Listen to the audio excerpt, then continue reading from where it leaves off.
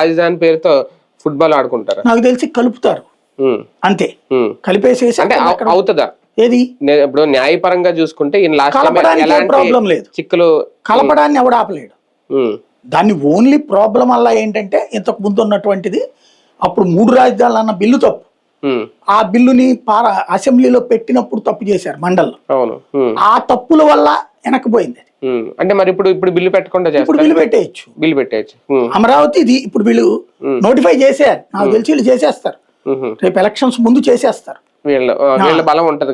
వీళ్ళు గనక ఓన్లీ ఆ 29 గ్రామాలు అంటే గనక ఖచ్చితంగా చాలా పెద్ద దెబ్బ అవుతుంది.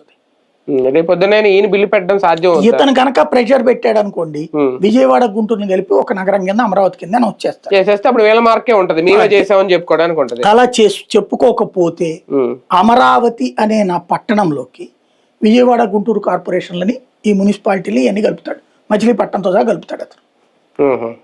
హెడ్ క్వార్టర్ అంతే, మొత్తం కలిపిన హెడ్ క్వార్టర్. నువ్వు ఎక్కడే ఉండాలని ఏం రూల్ లేదు కదా. అప్పుడు అడ్డుకోలేరేమో కూడా, ఎందుకంటే మండలిలో ఆటోమేటిక్ అప్పుడు వీళ్ళ బలం తక్కువే ఉంటది ఒకవేళ అధికారంలోకి వచ్చిన. లాస్ట్ టైం ఎలా అయితే సిచ్యువేషన్ ఎదురైంది, అప్పుడు మళ్ళీ మండలి రద్దు చేస్తాను అది అంటే ఇప్పుడు కుదరదు. మళ్ళీ ఆ పరిస్థితి వస్తే ఏంటి అని ఏమవుతుంది, ఊరు కలపడాన్ని ఎవరు ఆపలేరు అంటున్నా, జీవోజాలు దానికి.